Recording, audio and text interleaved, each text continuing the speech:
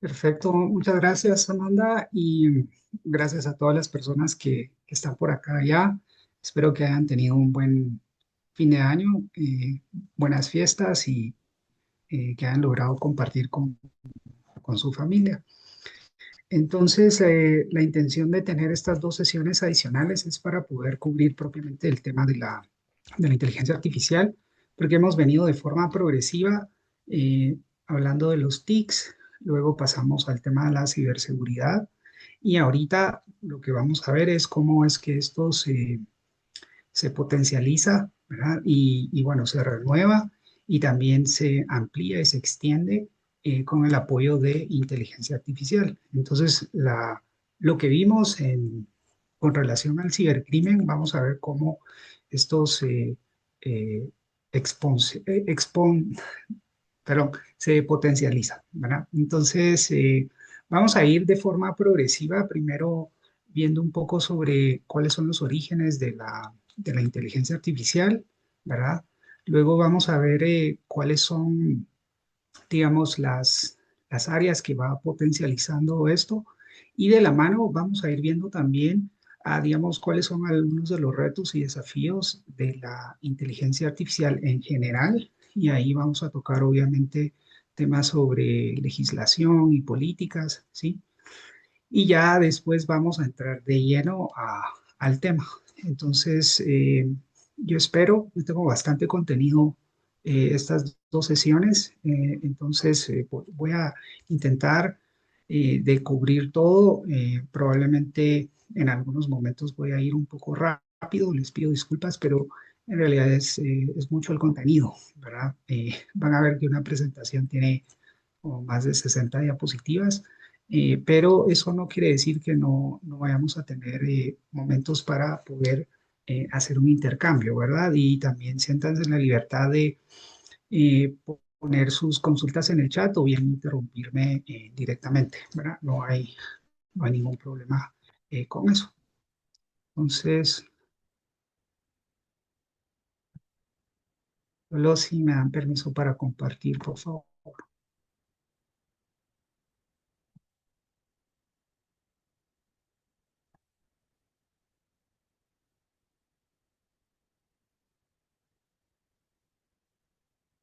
Amanda, ¿me puedes dar el permiso? No, no puedo compartir.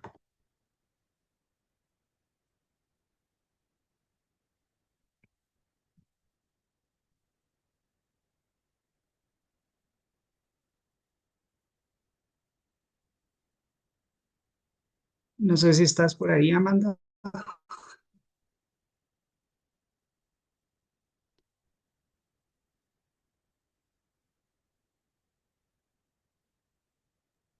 Sí, ya, listo. Gracias. Ok, entonces iniciemos. Entonces, en esta primera presentación, lo que quiero hacer es justamente eso, ahora hablar un poco de los orígenes, la evolución, los retos y desafíos, ¿verdad? Eh, y posteriormente vamos a ir profundizando, ¿verdad? Ok, entonces, hablando de los orígenes y la evolución, eh, ciertamente podemos hablar de, digamos, de los orígenes de la inteligencia artificial desde que se formuló el primer algoritmo, ¿sí? Pero, digamos, en la era moderna, casi todo remite a este personaje que está acá, que se llama Alan Turing. Probablemente algunos de ustedes ya han escuchado de él. Hay una película muy interesante sobre él, pero digamos, y uno de los logros durante su carrera que fue apoyar a, en a descifrar, digamos, el código de comunicación que utilizaban los nazis durante la Segunda Guerra Mundial. Ahora, él es básicamente un matemático y el fundador o el precursor de las ciencias de la computación y de la informática moderna. Y él en 1936 pues propuso a nivel teórico lo que se llamaba la máquina de Turing, que va a ser también como el modelo posterior para el desarrollo de computadoras propiamente y los modelos que él ya desarrolló también en la práctica. Vinculado directamente al tema de la inteligencia artificial, hay algo que se llama el test de Turing o la prueba de Turing, ¿verdad? Y la intención de eso era básicamente medir en qué momento la inteligencia artificial podía semejar o podía comportarse de maneras completamente humanas a nivel de cognición, razonamiento, reconocimiento, etcétera. De esta prueba vamos a hablar posteriormente. Eh, en marzo del año pasado, el modelo computacional eh, eh, GPT 4.5 y también Llama de Meta sobrepasaron por primera vez en la historia la prueba de Turing, pero vamos a hablar de eso después, ¿verdad? Entonces, lo que quiero apuntalar acá es de que Turing fue una persona muy destacada y los orígenes de la inteligencia artificial generalmente remiten a los aportes que él hizo. ¿Ok?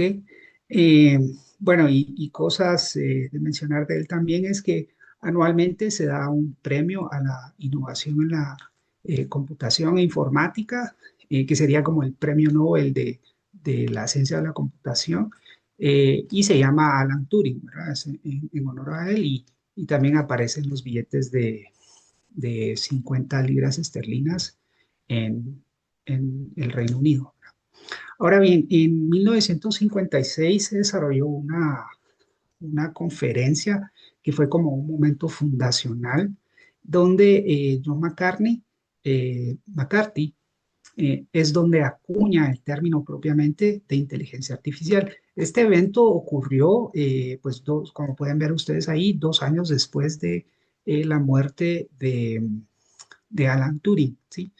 Y ahí es donde nace como toda una disciplina, un área específicamente en la investigación y el desarrollo de inteligencia artificial. Entonces, por ahí es donde inicia. Ahora, aquí les hice una línea de tiempo. Voy a ir rápidamente sobre ella. Ahí abajo les dejo el enlace que es sobre la historia de la inteligencia artificial como una línea de tiempo. Lo que hice acá es más bien como compilar algunos aspectos principales para que nos podamos ubicar, ¿verdad? Entonces, a grandes rasgos, digamos, del periodo de 1950 a 1990, que ya sabemos cuál es el punto de partida, se habla de una IA simbólica, ¿sí? Entonces, es como basada en reglas lógicas como los operadores booleanos, digamos, ¿sí? Que formulan esto sí y entonces, ¿sí? Como en estas propuestas lógicas. Es un poquito, si quisiéramos pensarlo así como las fórmulas de Excel, ¿verdad? Bajo cumplimiento de una regla. Entonces, así es como se originó. Pero posteriormente, más o menos en 1966, ya se desarrolla un primer chatbot que lo desarrolló Joseph Weizenbaum. Y digamos, es interesante esto en el proceso del desarrollo de inteligencia artificial porque ya comienzan las primeras exploraciones, digamos, en torno a lo que es el procesamiento del lenguaje natural, o NPL, o ustedes lo van a ver como PNL, ¿verdad? Que sería en español procesamiento natural del lenguaje.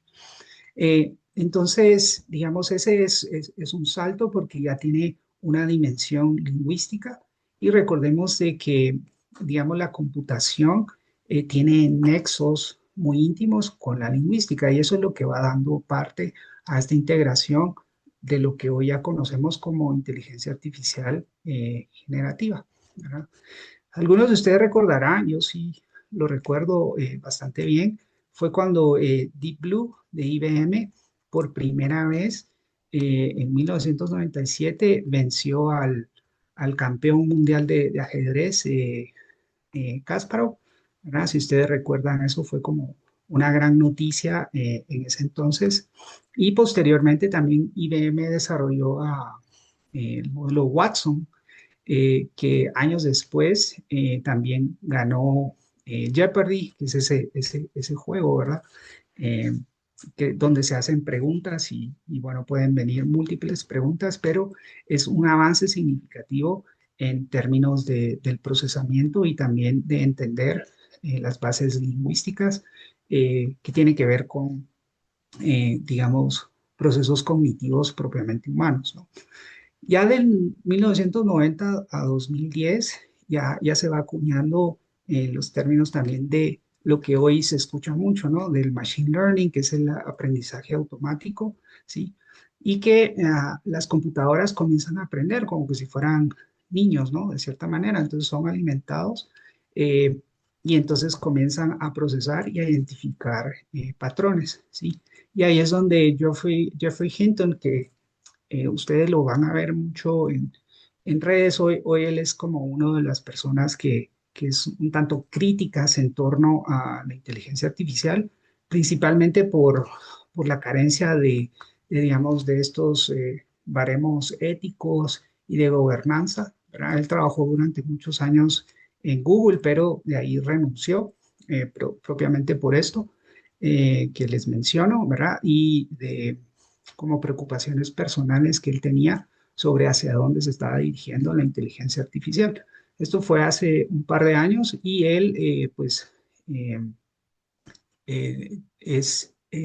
fue otorgado el premio Nobel hace un par de años también. Entonces es un personaje ya en este momento, pues él habla del aprendizaje profundo y esto tiene que ver con las redes neuronales profundas, que básicamente es simular, digamos, los procesamientos que hace el cerebro, ¿no? Como a través de las dendritas, digamos, va haciendo distintas consultas, pero en red, por decirlo así, ¿no? Entonces, ahí es donde también la inteligencia artificial va teniendo una adopción, digamos, dentro del ámbito empresarial, ¿sí? Eh, y también vemos, digamos, como estos distintos algoritmos de recomendación, ¿verdad? O de visión de computadora que va a hacer básicamente reconocer imágenes y qué son. De eso voy a hablar un poquito más en la siguiente etapa, pero lo importante acá es de que ya hay un par de saltos mucho más avanzados, digamos, en esta fase. Aquí es importante mencionar algo y ustedes lo van a ver si hacen la lectura que les estoy recomendando acá, es que hay lo que llaman inviernos de la inteligencia artificial y fueron momentos donde, digamos, no se dio suficiente inversión y una apuesta, digamos, tanto de gobiernos como de inversionistas, ¿verdad? Para poder continuar con el desarrollo de la inteligencia artificial. Y esto pasó más o menos en las décadas de los 70 y parte de los 80, ¿no? Pero ya cuando se crean, digamos, y se lanzan al mercado las primeras computadoras, ustedes recordarán cuando Apple sacó su primera computadora, era como una gran cosa, ¿no? A finales de los 80 y ahí es donde también hay como, se bobina todo, ¿verdad? Y hay una mayor, digamos, apuesta de inversores y hoy ni siquiera hablemos, pero sí vamos a hablar más adelante, que es la burbuja que le llaman de la inteligencia artificial actualmente, ¿verdad? Ok, ya del 2010 al 2020 ya se comienza a hablar de también el aprendizaje profundo, ¿verdad? Bueno, partiendo de lo que mencionaba Jeffrey Hinton, ¿verdad? Pero mucho más avanzadas, ¿sí? Y aquí comienza digamos, a darse con mayor aceleración, diría yo, digamos, el reconocimiento de patrones y su integración con el procesamiento natural del lenguaje, ¿verdad? Hay como un par de eventos acá muy importantes. Si ustedes gustan, les puedo compartir el enlace acá en el chat, pero ese el ejemplo acá es AlexNet gana ImageNet. Ok, hablemos primero de qué es ImageNet. Es básicamente una colección de alrededor de 12 millones de imágenes distintas, ¿sí? Que tienen como eh, una taxonomía, ¿verdad? Digamos, si alguien pone un oso, pues en primer lugar es un mamal, ¿verdad? Un mamífero, ¿verdad? Y ahí viene eh, desagregándose hacia abajo, ¿no? A ver temas del peso, el color, ¿verdad? Etcétera, etcétera. Entonces, fue una científica de la computación quien creó esta, esta biblioteca, por decirlo así, de imágenes, y cada año se hacía una competencia para ver qué modelo computacional podía identificar 1.000 imágenes de esa biblioteca de millones, ¿sí? Y obviamente ahí hay parámetros de tiempo, etcétera, pero lo que más importaba era la precisión en la identificación, según esa taxonomía que les mencioné, ¿verdad? Pero es un reconocimiento visual, ¿sí? Entonces ponen imágenes y el algoritmo tiene que identificar qué es. Entonces, por primera vez, este modelo que se llama AlexNet ganó esta competencia, pero con un 16% de fallo, digamos, en el proceso. De, entonces, eso fue como un gran salto eh, y que digamos, representó múltiples usos y áreas de ese modelo desarrollado, ¿no? Luego está el AlphaGo de Google que le gana a Lee en Go. En Go es un juego, probablemente varios de ustedes lo conocen, pero es un juego tipo ajedrez, pero de origen chino, ¿no? Entonces Google desarrolló algo similar a lo que vemos con Kasparov y el Deep Blue de IBM, solamente que con este juego que se llama Go, ¿sí? Es un juego de mesa, ¿ok? Y es la primera vez que un modelo logra ganar también, asemejando del ajedrez chino, por decirlo así, ¿verdad? Y luego hay algunos desarrollos de BERT, esto viene como en 1918, por ahí, ¿sí?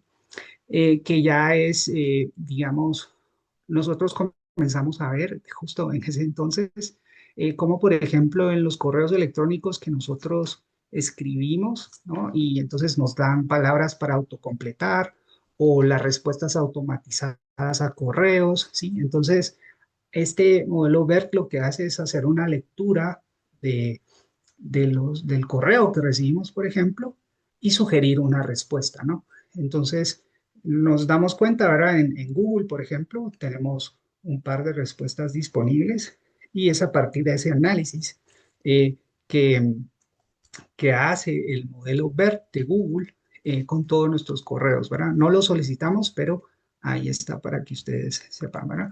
Y bueno, los asistentes de voz como Siri y Alexa, que también están basados en esto, ¿no? Y en 2015 es donde se da la fundación de la empresa OpenAI, que es justamente los desarrolladores de ChatGPT. En una diapositiva, en alguna sesión, yo les puse ahí a Sam Altman, ¿verdad? Quien es el CEO y uno de los fundadores de esta empresa. Y ya del 2021 al presente, pues ya tenemos como toda la ola, digamos, de inteligencia artificial, ¿verdad?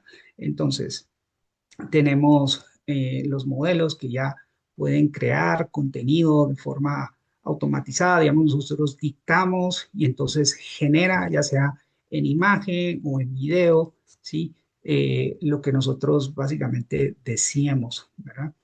Eh, entonces, hay un gran salto y lo particular de este momento, si ustedes recordarán, fue en 2022 cuando se lanzó uno de los modelos, creo que era el 3 de ChatGPT, ¿verdad? Y la cuestión acá es de que se hizo de acceso libre, cualquier persona podía descargarlo y comenzar a utilizarlo. Y antes teníamos como algunas restricciones de solo puedes hacer dos, tres consultas, ¿no? Y de ahí hay que comprar la versión de pago, pero posteriormente ya vino Gemini, ¿verdad? Ya vino Copilot, ya vino Claude.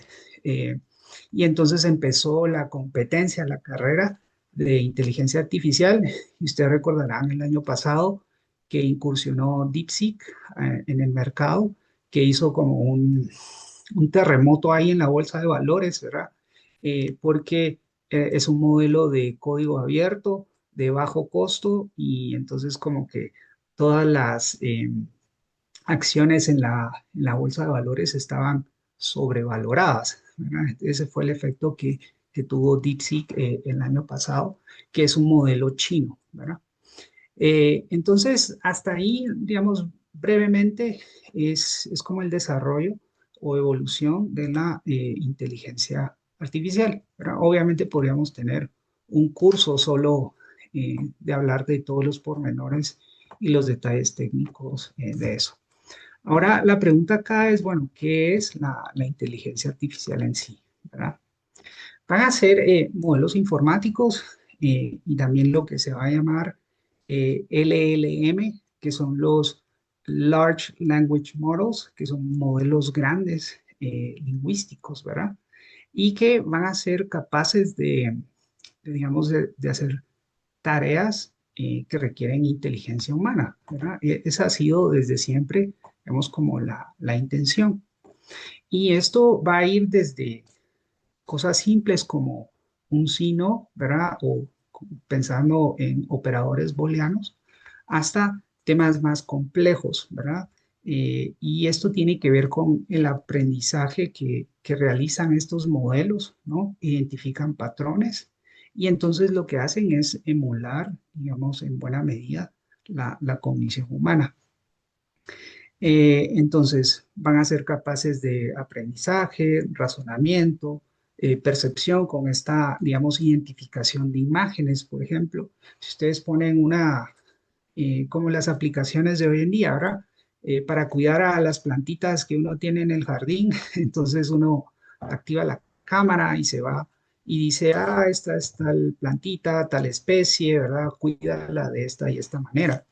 Esa es, digamos, un reconocimiento visual, ¿verdad? Y que está alimentada de estos modelos, ¿sí?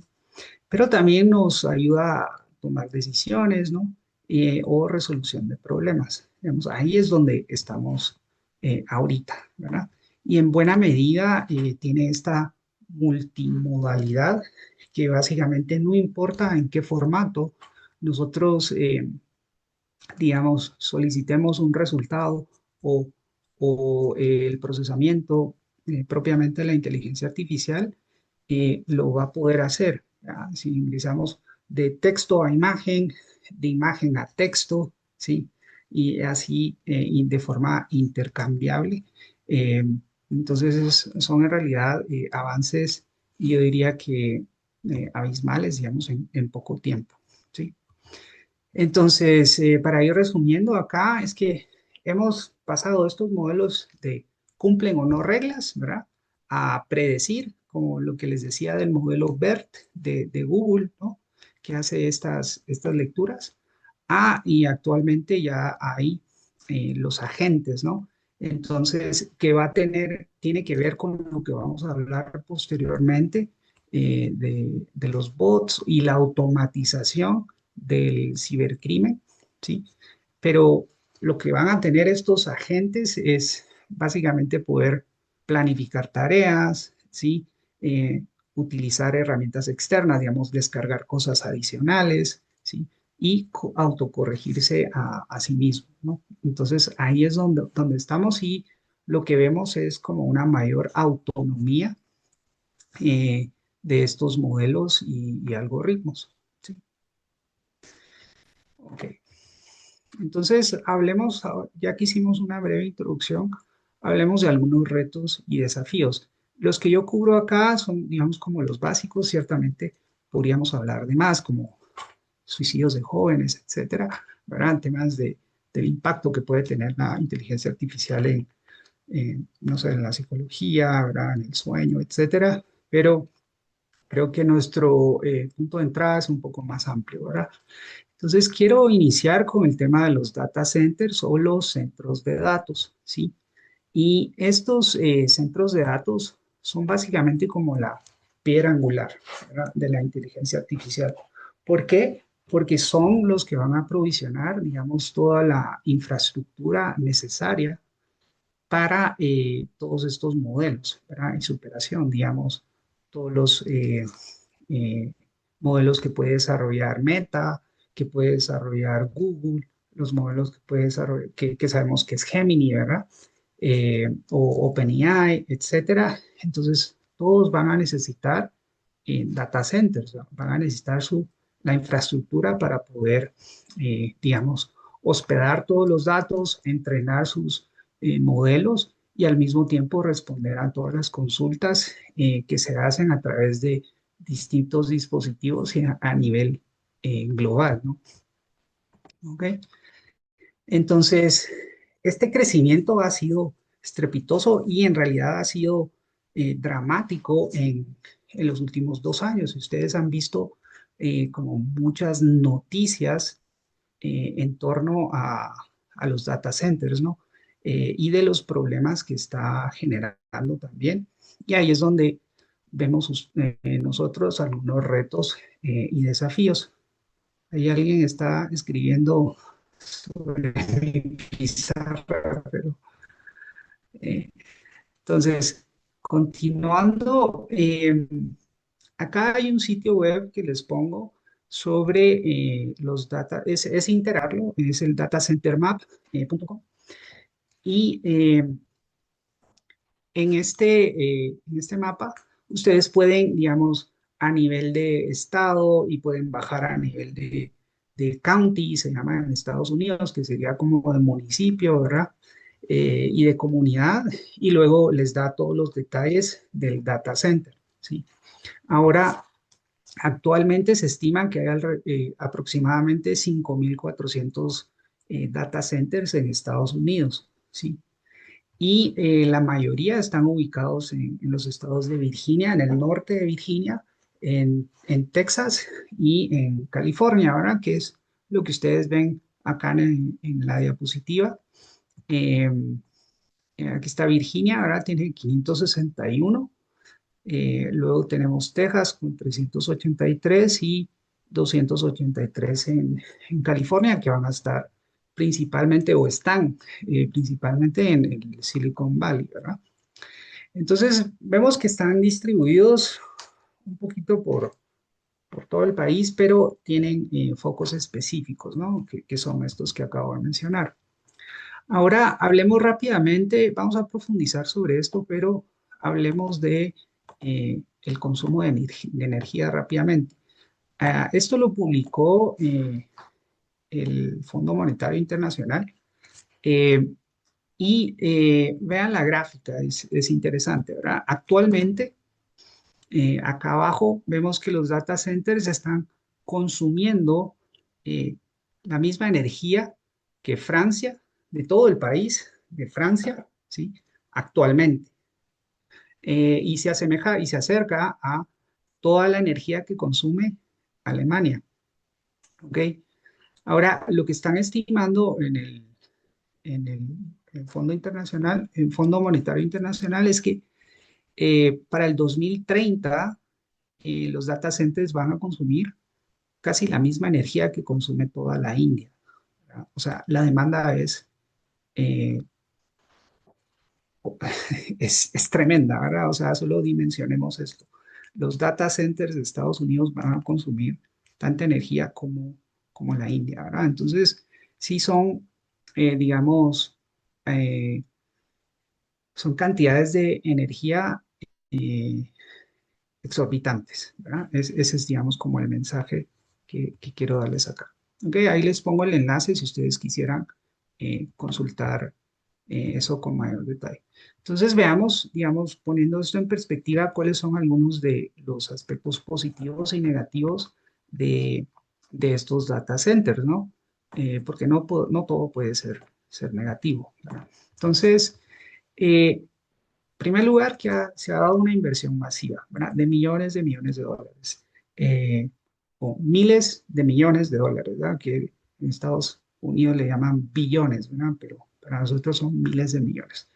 Entonces, en esto, las empresas, ¿verdad? Como Amazon, Meta, OpenAI, Nvidia, que es donde más se ha invertido, digamos, y han crecido sus acciones en la bolsa de valores, han hecho una inversión masiva, ¿verdad? Masiva.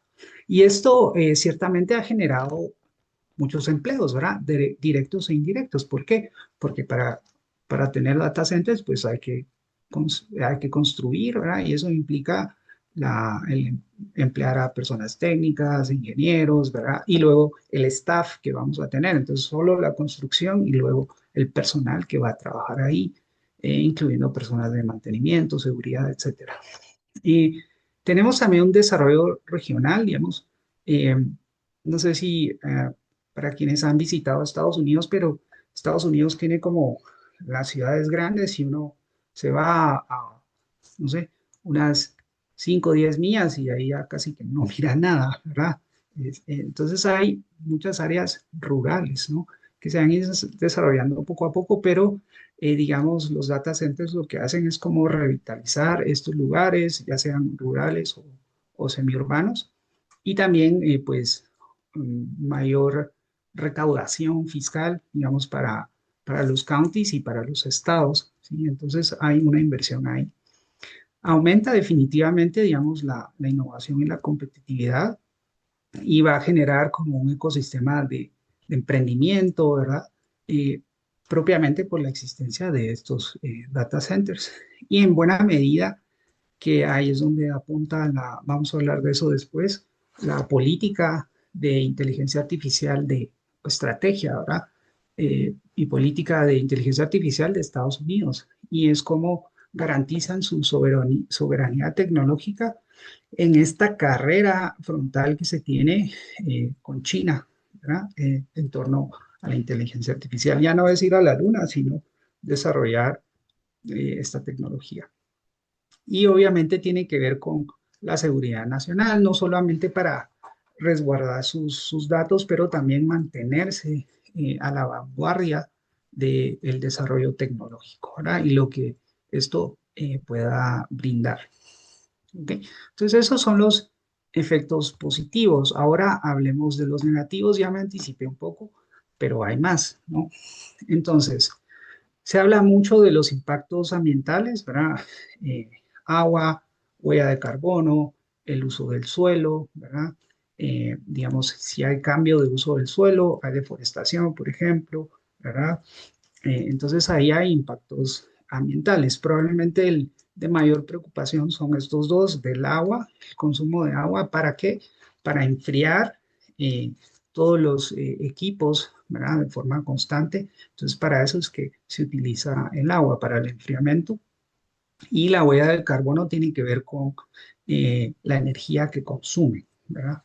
Entonces, en Estados Unidos todavía hay producción de energía basada en fósiles, ¿verdad? No, no todo es hidroeléctricas, que tienen grandes represas, por supuesto. La presión sobre la infraestructura local, y aquí es donde ya se ha dado como mucha molestia a nivel comunitario en Estados Unidos, por la presión que hay sobre, digamos, la red eléctrica, pero también del uso que se está dando de la red eléctrica y cómo eso puede aumentar los costos de la electricidad para las personas, ¿sí? En los lugares donde están ubicados. ¿Por qué? Porque hay una mayor demanda, ¿verdad? Entonces, se da eso. También se habla de una gentrificación industrial, porque después vamos a tener granjas de data centers, ¿verdad? Y cómo se integra eso dentro de una comunidad rural y qué implica eso a nivel social, ¿verdad? Protestas comunitarias, se han dado muchas, si ustedes ven reportajes, es una de las principales, es el tema del ruido, como un zumbido permanente que las personas están soportando, que proviene de estos data centers y de las computadoras propiamente, ¿verdad? Y el impacto visual que pueda causar esto, ¿ok? Competencia por recursos, porque puede ser de que hay lugares donde hay agricultura, por ejemplo, ¿sí? Y entonces, obviamente, van a entrar en competencia frontal con un agricultor y yo necesito enfriar mi equipo de mi data center, ¿verdad? Y finalmente, que ya lo mencioné un poco, es esta burbuja de inteligencia. Esto es hipotético, ¿verdad? Es potencial, todo el mundo, si ustedes ven las noticias, hablan y hablan de la burbuja de la inteligencia artificial, eh, cómo pareció, cómo ocurrió con la burbuja del punto com, ¿verdad? A inicios de los 2000. Entonces, cómo es de que se da una sobrevaloración, inversionistas apuestan, y luego esto llega a un momento donde ya no es sostenible, y lo que se argumenta ahorita mucho es que la inversión ha sido y la apuesta ha sido muy grande, pero no hay retornos en torno a esa inversión. Es decir, cómo es que van a recuperar los inversionistas esa inversión a largo o corto plazo, y eso lo que puede provocar básicamente es una caída en los precios de las acciones, y llevarnos a una recesión económica de algún tipo. Ahora, avanzando acá, hablemos del tema de la regulación. Aquí estamos haciendo una introducción, ¿verdad? Entonces, y estamos en el tema de los riesgos los retos y desafíos, ¿verdad? Entonces, en torno a las políticas, hay, digamos, son de suma importancia, pero el abordaje que han tenido como dos potencias acá, o dos regiones, bueno, Estados Unidos y Europa, son totalmente y diametralmente distintas, ¿sí? Y de cierta manera contrapuestos, ¿sí? Y esas políticas evidentemente tienen un efecto y una consecuencia directa sobre la sociedad, ya sea a nivel presente o futuro. Y nosotros debemos estar al tanto de esta discusión, ¿verdad? Entonces, acá hay digamos, la Unión Europea ha adoptado, y ustedes lo tienen dentro de su bibliografía, de hecho, tienen que escribir un ensayo sobre esto. Yo aquí estoy iniciando la discusión de algo que ustedes tienen que profundizar, que es un ensayo 4, lo podemos conversar después, pero la Unión Europea tiene un enfoque como más regulatorio, integral y vinculante, es decir, va a responsabilizar a las personas y a las empresas, digamos, en el uso o el desarrollo de inteligencia artificial. Pero Estados Unidos, por el otro lado, está más enfocado, y bajo esta política exterior e interna y exterior de Donald Trump, ¿verdad? Es básicamente mantener este liderazgo tecnológico. Entonces, ¿qué es lo que ha hecho en esta política? Es fomentar una desregulación federal, ¿sí? Y, digamos, darle más control o arbitrariedad, diría yo, en buena medida, al sector empresarial, ¿no? Es decir, en pocas palabras, hagan lo que necesitan hacer para desarrollar y mantenernos a nosotros en la vanguardia, básicamente. Entonces, tenemos la ley de IA, como les decía, esto está en su programa del curso, igual ahí les pongo el enlace en la presentación, eh, que define, digamos, todos los lineamientos que les mencionaba, ¿sí? Y por el otro lado, este enlace también está en el programa del curso, es el Action Plan, que es la política de inteligencia artificial de Estados Unidos. Esta fue lanzada en julio de 2025, ¿sí? Entonces, eh, son dos visiones, ¿verdad? Dos abordajes, pero que inciden directamente sobre sus ciudadanos, ¿verdad? Voy a abordar esto rápidamente, quiero ver cómo estoy de tiempo, más o menos, pero vamos a ver algunos aspectos nada más. Ustedes van a profundizar y van a tener esta presentación también. Yo sé que en el curso hay algunas personas que son abogados, ¿no? Entonces, probablemente esto les interese más. Entonces, a grandes rasgos, digamos, vemos que la ley de inteligencia artificial de la Unión Europea, pues lo que les decía ahora, es una regulación más vinculante, va a aplicar a múltiples actores, ya serán, digamos, un desarrollador local o alguien fuera en el extranjero, ¿sí? Entonces, ah, digamos, no va a discriminar, sino que aplica a todos, ¿sí? Veta usos inaceptables. Entonces, digamos, ahí es donde entra digamos, la discusión que vamos a tener posteriormente en torno a los deepfakes o digamos, cómo las imágenes de personas pueden ser manipuladas. O sea, aquí va a caer el peso de la ley sobre eso y también hacer más responsables a las empresas sobre garantizar qué imágenes, videos, etcétera, han sido manipulados y proporcionar ese tipo de información al público, ¿sí? Entonces, ah, digamos, hay lineamientos claros ahí, ¿verdad? Eh, a veces sabemos que se hace la ley, ¿verdad? Pero no se estipulan sanciones. Aquí sí están bastante claras, ¿verdad? 35 millones de euros o hasta el 7% de la facturación global por incumplimiento, ¿ok?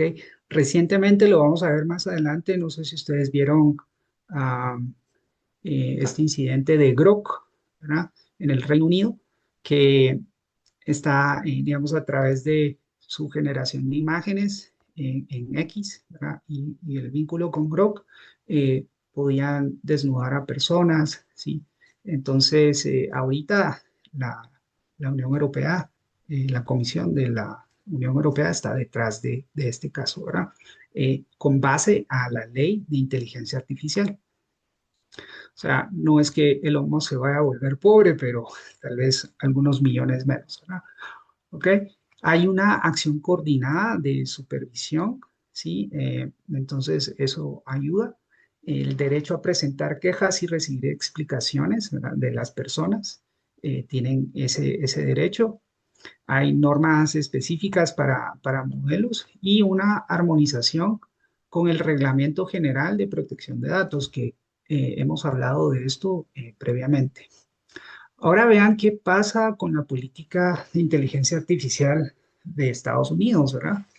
En aras de promover la innovación, ¿verdad? Mantenerse a la vanguardia, ser líderes en la inteligencia artificial y esta carrera es más bien, no es vinculante, sino es algo voluntario, ¿sí?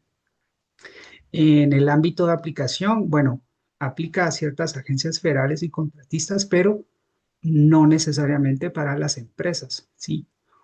Y también aquí vale la pena mencionar que no hay como un cuerpo, eh, digamos, que coordine y regule la inteligencia artificial en Estados Unidos. No existe, ¿ya? Si ustedes ven el mapa de los data centers que les mostré, eso es una empresa que desarrolla eso, pero, digamos, regularmente debería de haber un ente gubernamental que registre y que avale cada uno de los data centers. Eso no existe en Estados Unidos y que regularmente Estados Unidos sí tiene ese tipo de instituciones, ¿verdad? Como el FDA, digamos, que ve temas de salud, de medicinas, drogas, etcétera, ¿verdad? No hay prohibiciones generales en torno a las mismas empresas, digamos, como ChatGPT, Gemini, etcétera, han puesto lo que llaman los guardrails o digamos, las restricciones de si alguien quiere generar un tipo de contenido, el mismo algoritmo va a decir, no puedo hacer esto, ¿sí? O la solicitud es inaceptable, etcétera, ¿sí? Pero eso porque las mismas empresas están estableciendo eso. No es que el Estado les esté exigiendo que ellos coloquen esos guardrails o esas prohibiciones y limitaciones. Entonces, queda del lado de las empresas. Digamos, Grok no lo hizo, ¿ok? Pero ya está sufriendo las consecuencias de no haberlo hecho en Europa, ¿verdad? Ok. Tiene un enfoque más descentralizado, ¿sí? Eh, sin derechos o, digamos, la protección de las personas, ¿verdad? Es más desregulada, digamos, en comparación a lo que se tiene con el Reglamento General de Protección de Datos en Europa, ¿sí? Y va a aplicar temas similares para la privacidad. Entonces vemos que son dos abordajes muy distintos y esto genera un problema a nivel global también, ¿no? Porque digamos que es aceptable y que no es aceptable y no es aceptable y cómo eso se digamos, cómo nos podemos poner de acuerdo a nivel global en torno a este desarrollo tecnológico que cada semana cambia, ¿verdad? Entonces, el Consejo de Europa se ha adelantado un poco a esto y existe esta convención marco, ¿verdad?, sobre inteligencia artificial, derechos humanos, democracia y Estado de Derecho. Y esta podría ser, ahí les dejo los enlaces, digamos, como propiamente el marco, ¿no?, a seguir en torno a la regulación de la inteligencia artificial para que, digamos, se puedan aprovechar los beneficios y limitar, digamos, los daños y los perjuicios que pueden generar a la sociedad y los derechos de las personas y las democracias, ¿verdad? Después vamos a hablar, digamos, del efecto que puede tener, digamos, el vínculo entre inteligencia artificial, desinformación y democracia, ¿verdad? Que sabemos ese nexo, pero y ha existido, pero cómo eso se puede exponenciar, ¿sí? Entonces ahí les dejo este marco que siento yo que es un buen punto de referencia y, eh, digamos, no hay otro también, ¿verdad? Entonces es nuestro punto de partida y de reflexión. ¿Ok? Bien, entonces esa es la primera presentación que quería hacer. No sé si tienen alguna pregunta o comentario antes de pasar a la eh, siguiente presentación.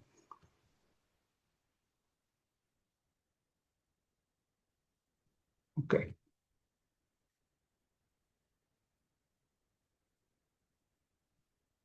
ok, bien. Entonces vamos a continuar.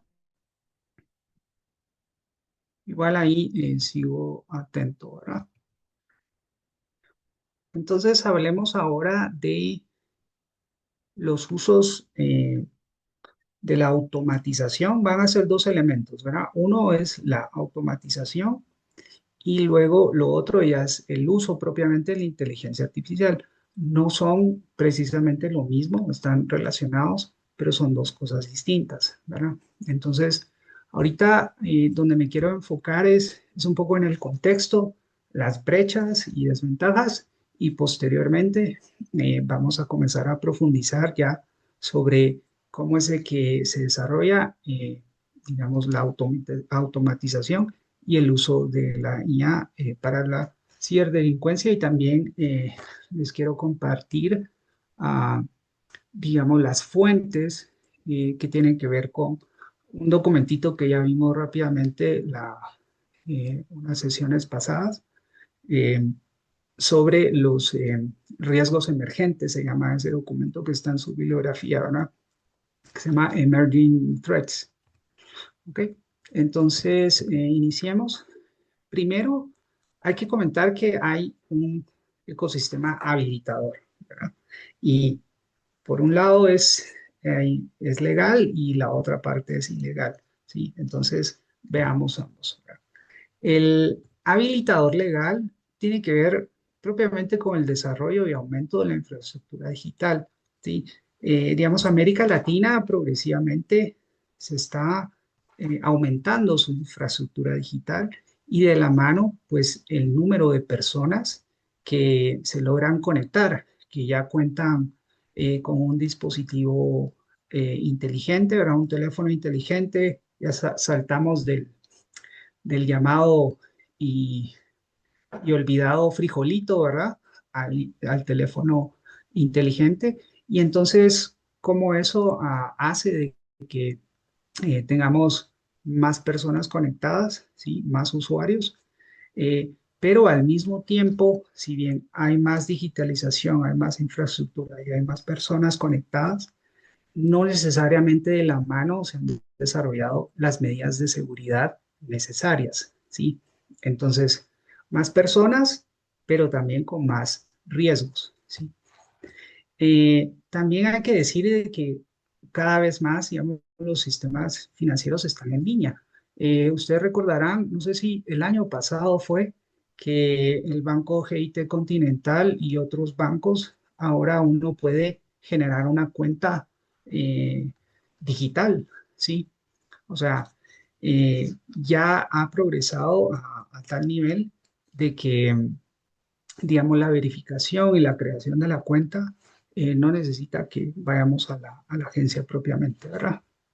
Y el otro elemento acá tiene que ver con la adopción progresiva. Digamos, en Guatemala todavía falta, pero, digamos, yo he visto algunos mostradores o kioscos donde uno ya puede eh, intercambiar, comprar, ¿verdad? O vender criptomoneda en escala, por ejemplo, en la Roosevelt hay uno, y ustedes me podrán decir dónde hay otros, ¿verdad? Pero poco a poco hay una mayor adopción de criptomonedas, digamos, en lugares turísticos, digamos, en el lago de Atitlán, ahí se hace ese tipo de compra y venta de criptomonedas, ¿verdad? En la antigua, dice Manuel, gracias. ¿Verdad? Mucho tiene que ver con turismo, ¿por qué? Porque son extranjeros y manejan ese tipo de monedas. Ahora, el stablecoin va a ser cripto, pero que está respaldada por una moneda, digamos como el dólar, ¿sí? Entonces, sigue siendo cripto, pero tiene ese respaldo, ¿sí? Entonces, a eso le llaman un stablecoin, básicamente. Ahora, ¿cuál es el ecosistema habilitador pero ilegal? ¿Sí? Mucho tiene que ver con esta comunicación, intercambio, compra, pueden ser bienes, productos, servicios de los cibercriminales. ¿Y dónde ocurre esto? Básicamente en la dark web. Ya hablamos de qué es la dark web. Ese es un lugar donde ocurre mucho de esto, ¿no? Es un contexto, es un ecosistema habilitador ilegal, ¿sí? Pero también hay los marketplaces, ¿verdad? Y los foros también en la dark web y dentro de plataformas como Telegram, online, donde se da esto, ¿sí?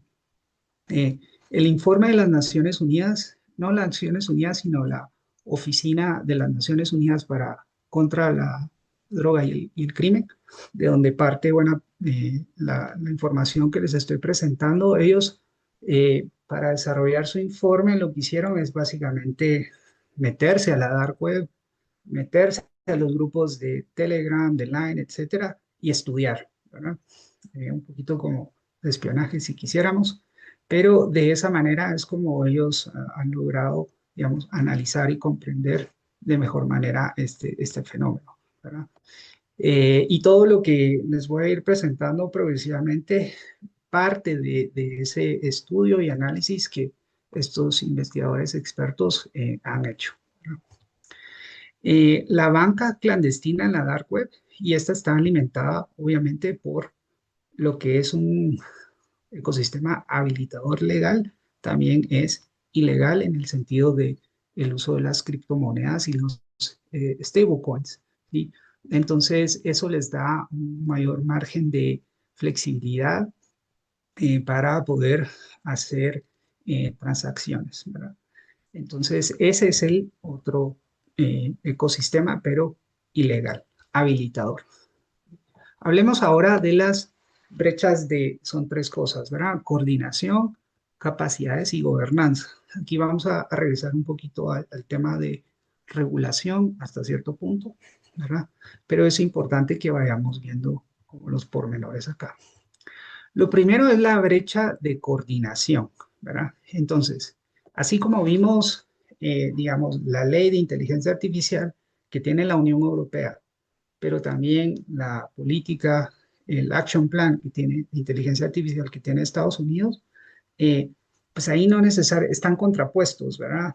Ahí no, digamos, hay una necesariamente una coordinación, un intercambio, una cooperación entre países sobre inteligencia, ¿verdad? Acuerdos de extradición, mecanismos de asistencia legal, ¿sí? Entonces, ahí es donde tenemos una gran brecha, ¿verdad? Que no es solamente entre Estados Unidos y Europa, sino que también entre distintos países de la misma región latinoamericana, ¿no? Eh, entonces, ahí hay un gran vacío que aprovechan también o pueden aprovechar aún más los cibercriminales, ¿no? Eh, Otro elemento acá es qué tanta información eh, y la confianza también en ese intercambio de información y cooperación hay entre el sector público-privado. Digamos, qué tanta información en realidad comparten los bancos o las empresas con el Estado, ¿no? Eh, y cómo eso puede apoyar en procesos, ¿verdad? Más allá de lo que exige actualmente la ley, digamos, eh, del SIP, digamos, por ejemplo, ¿verdad? Pero ir más allá, y eso solo hablando de bancos, ¿verdad? Eh, Hay otras brechas, pero son de carácter que ya lo hemos hablado un poco antes, de las capacidades institucionales y también, por qué no decirlo, ciudadanas, ¿verdad? Entonces, cómo se robustecen y se aumentan y se fortalecen los conocimientos de policías, de fiscales, de jueces, ¿verdad? Sobre los distintos aspectos de los ciberdelitos, pero también de la investigación forense digital avanzada, que si bien puede haber un nivel ya ahí, pero cómo podría ser más avanzado, especialmente de cara a los nuevos riesgos, ¿no? Y los nuevos ciberdelitos que pueden ir emergiendo, ¿verdad?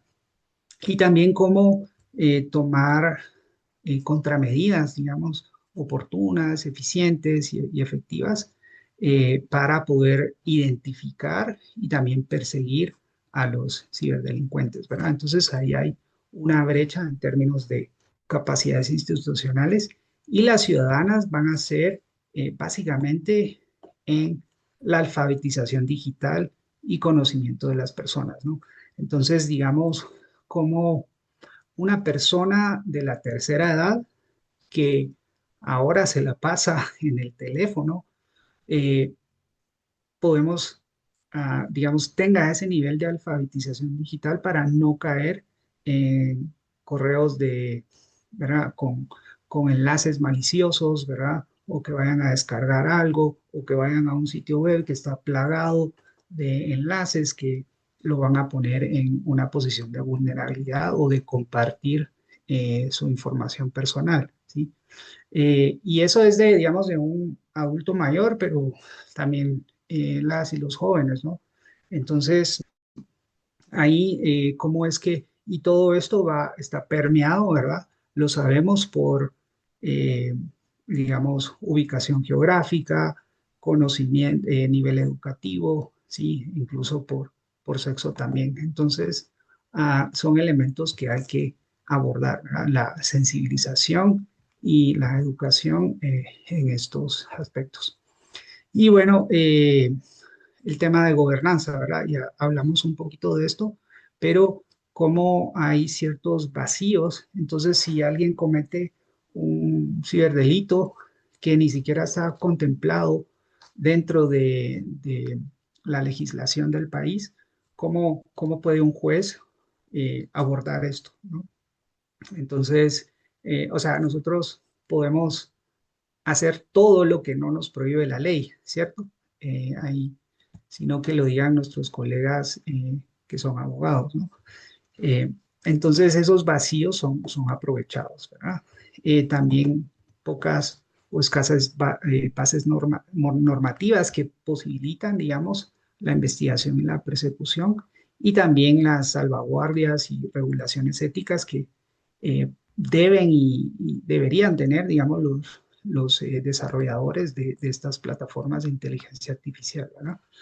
Como hablábamos un poquito antes del caso de Grok, ¿verdad? Y les voy a poner el videito después para que lo veamos y profundicemos ahí y discutamos un poquito también. Ahora, ¿cuáles son, y aquí sí ya comenzamos a entrar en nuestros temas, ¿verdad? Las ventajas de la incorporación, de la automatización, que dijimos que es un elemento, y luego la inteligencia artificial en las organizaciones y grupos criminales, ¿verdad? A ver, les pregunto rápidamente, ¿qué ventajas ven ustedes ahí en la automatización y el uso de inteligencia artificial? Solo un par de ideas ahí para generar un poquito de intercambio. Si quieren pueden abrir su micrófono o escribir en el chat. Voy a tomar un poquito de agua.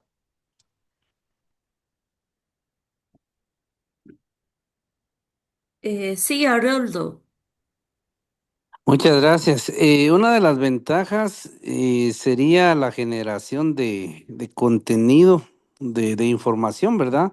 Siempre y Ujú, cuando, pues, verificado por lo menos con unas tres fuentes para determinar el uso correcto, pues, de la información que arroja la inteligencia artificial a través de la IA generativa. ujú. Sí, sí, exactamente. Gracias, súper. Eh, También menciona acá Ricardo que ya hay estafas gestionadas con IA, perfiles en masa, exactamente, vamos a hablar de eso después también. Y la inteligencia artificial puede analizar todo el historial de redes de una persona hasta clonar la voz y repetir procesos miles de veces. Exactamente, ¿verdad? Ahí es donde nosotros nos vamos a dirigir ahorita y vamos a ir viéndolo poco a poco, pero justamente lo que ya mencionaron, ¿verdad? Es algunas de las aplicaciones de la inteligencia artificial. Eh, Veamos entonces, o iniciemos más bien. Por un lado, vean esto, ¿verdad? Va a aumentar, digamos, de lo que ya venían haciendo y lo que vimos en las sesiones anteriores del cibercrimen, va a aumentar el ritmo, la velocidad, la escala, ¿verdad? Porque pueden llegar a muchos más lugares, ¿verdad? El alcance que tiene que ver con eso, la frecuencia, con qué frecuencia yo envío correo de spam, o llego a más personas, ¿verdad? Cómo automatizo esto, ¿verdad? Y cómo también voy sofisticando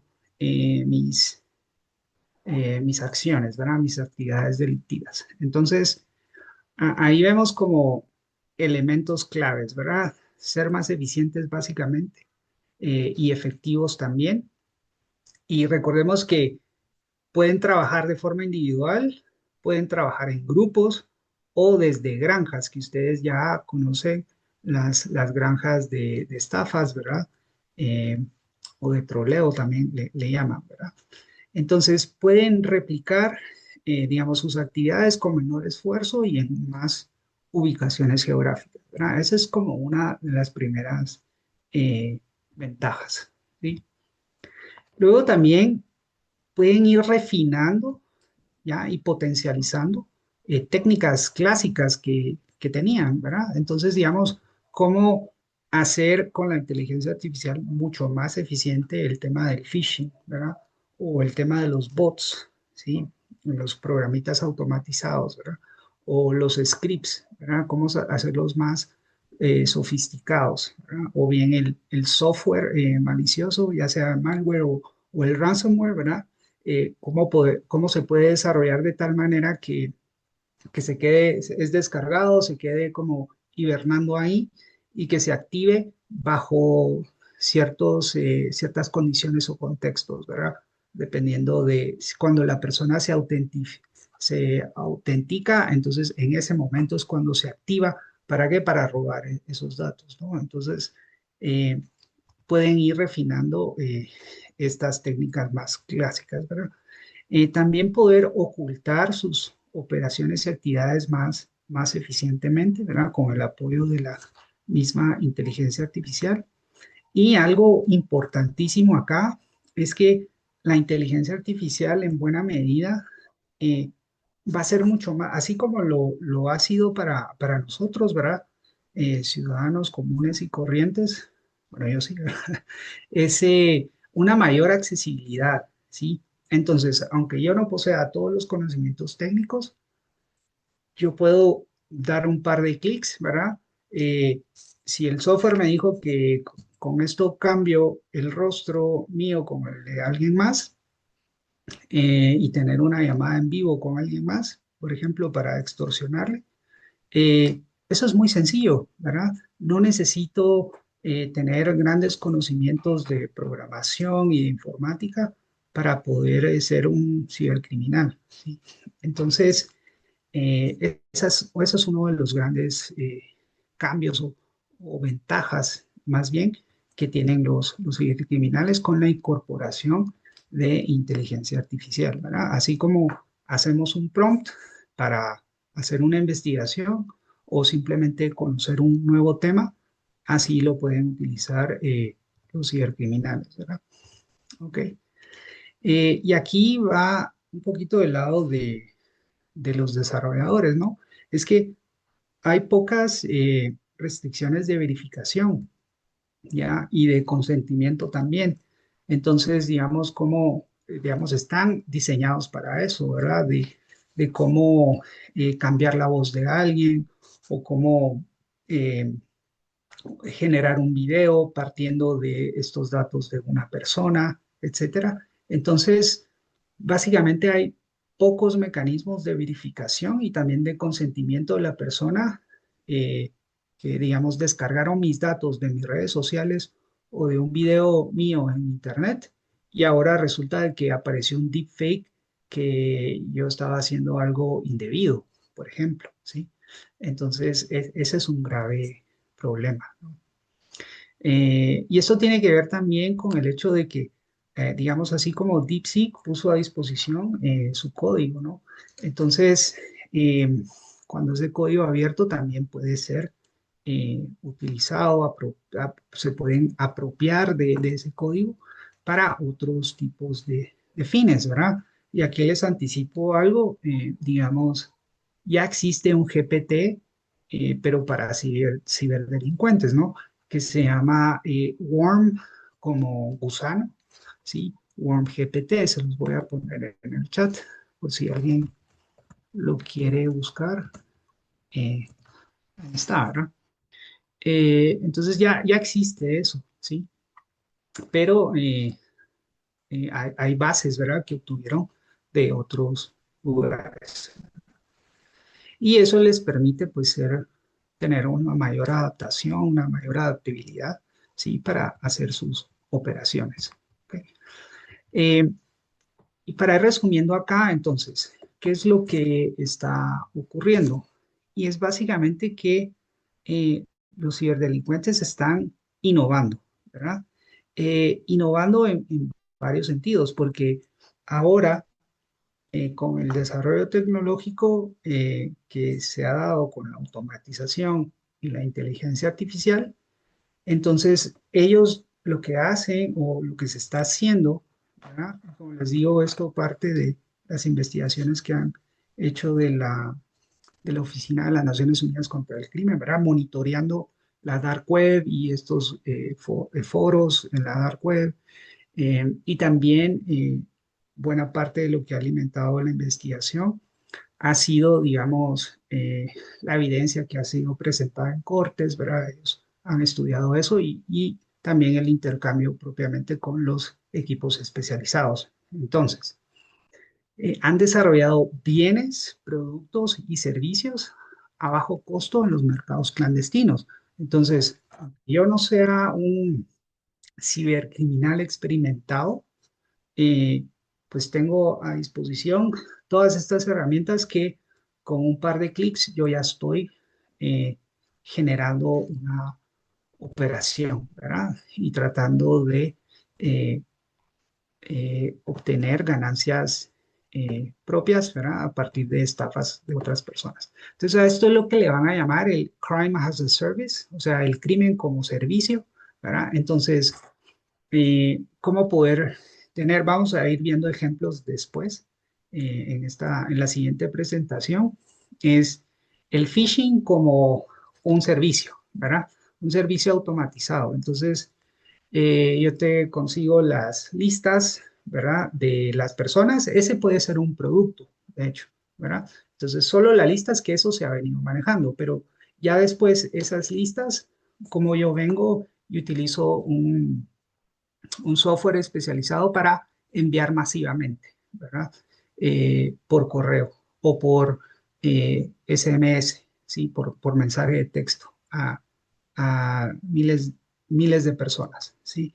Decenas de miles de personas, aunque vamos a ver que los cálculos estiman de que diariamente hay alrededor de 3.4 millones de correos que son enviados, que son de phishing, ¿verdad? Y yo les voy a invitar que si tienen acceso a su correo, eh, yo no sé si lo hacen, yo soy un poquito neurótico con eso, pero reviso mi bandeja de spam regularmente, ¿verdad? Y ahí uno se puede dar cuenta de la cantidad de mensajes que uno puede recibir y que tienen que ver con phishing, ¿verdad? Con usted recibió un paquete o el clásico de la herencia, ¿verdad? Y así, y que, digamos, yo he recibido muchos de esos por WhatsApp también, ¿verdad? De un código de área que está en África, ¿verdad? Y otros de Europa, ¿verdad? Pasa. ¿Ok? Entonces, el phishing se va a ofrecer como un servicio. El desarrollo de malware o de software malicioso se va a usar, se va a brindar como un servicio. Igual el software de secuestro de datos, ¿verdad? El ransomware, igual. O lo vamos a ver después, es el lavado de dinero como un servicio también. Entonces, yo robé criptomoneda o yo recibí tal transferencia, pero ¿cómo puedo? Es una suma grande. ¿Cómo puedo lavarla? ¿Verdad? Integrarla dentro del sistema, pero digamos que no exista esta trazabilidad de los fondos, ¿verdad? De lo que yo hice y hay mecanismos específicos que vamos a hablar de ellos. Uno es el llamado smurfing, ¿verdad? Como smurf de los pitufos, ¿sí? Entonces, ¿cómo vienen? Y yo creo que ya alguien acá había comentado en torno a eso, ¿verdad? Que han estudiado la trazabilidad de los fondos y el smurfing, o para hacer la traducción sería como el pitufeo de los fondos, es distribuirlos, ¿verdad? En varias cuentas y de ahí hacer distintas transacciones. Entonces uno ya no sabe eh, quién es el dueño del dinero y qué pasó con eso, ¿verdad? ¿Ok? Y también los deepfakes como un servicio. Ya, entonces, como yo ya tengo mi víctima, se recolectaron ciertos datos, yo no tengo el conocimiento o no me atrevo a utilizar la inteligencia artificial para esto, o no quiero comprar el software, entonces lo puedo solicitar para que se genere y luego ya lo opero, ¿verdad? Entonces, es otra manera. Entonces vemos como ahí hay una evolución, ¿sí? De hacia un servicio, ¿verdad? Es un mercado propiamente. Y en algunos ejemplos que vamos a ver en la presentación que sigue, es que los costos no son altos, ¿verdad? Con 60 a $150 podríamos tener eh, un programita que hace réplicas de sitios web, ¿verdad? Digamos de Apple, por ejemplo, y mando correos automatizados dando promociones, ¿verdad? Por ejemplo. Entonces, ¿para qué? Para que la gente haga clic y luego ya dentro del sitio web, pues eso está lleno, ¿verdad? De enlaces que me pueden ah, incitar a que yo pueda comprar y luego, o sea, seleccionar y luego ya comprar y dar todos mis datos personales, ¿verdad? ¿Ok? Entonces, hacia ahí va esta evolución. Probablemente nosotros no lo hemos visto tan palpablemente, digamos, porque tal vez nuestra región no está ahí todavía, pero yo sí lo he visto mucho más en los últimos años. No sé si tienen algún comentario, algo que quisieran compartir. Ahorita vimos pues un poquito de la introducción a la inteligencia artificial, abordamos temas de políticas, ¿verdad? Hablamos de los data centers, viendo algo en torno a los impactos, ¿verdad? Tanto sociales como ambientales y económicos.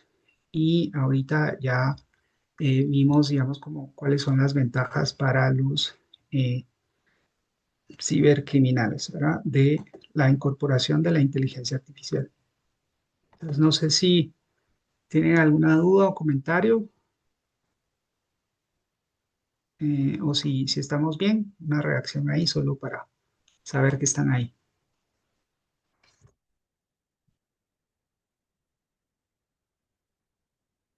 Ok, de Herrera están ahí. Ok, súper. Gracias. Entonces, veamos ahorita algunas aplicaciones prácticas de esto, ¿sí? Voy a aprovechar también para que veamos algunos videos para eh, comenzar a profundizar sobre este tema, ¿verdad? Entonces, voy a compartir mi pantalla.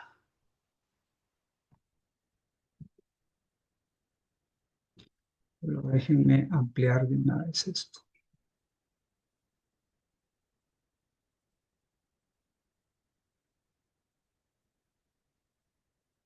Ok, todo claro, dice. Perfecto.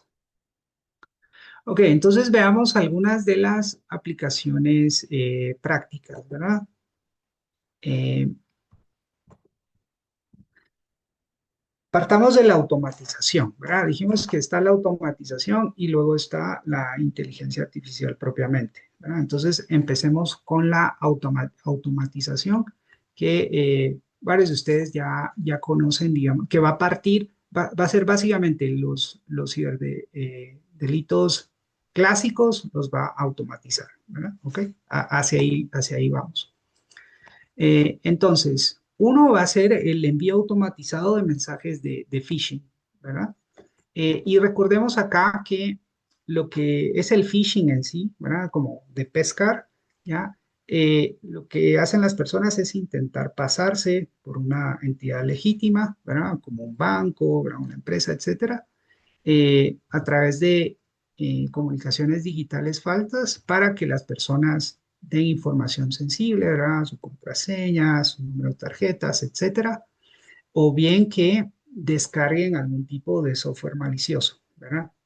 Entonces, este software malicioso va a poder, eh, por un lado, o dañar el equipo, ¿verdad? Va a tener un virus que les genera un montón de problemas o borra información, etcétera, o que se va a enfocar a, digamos, identificar información valiosa dentro de sus equipos y exfiltrarla, ¿verdad? O sea, sacarla, ¿ya?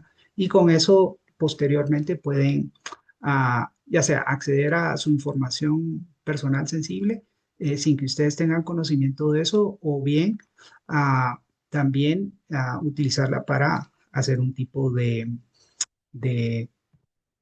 pedir un tipo de recompensa, ¿verdad? Así es como funciona regularmente y por eso le llaman ransomware, ¿verdad? Que es para ah, pedir un tipo de recompensa, ¿ok?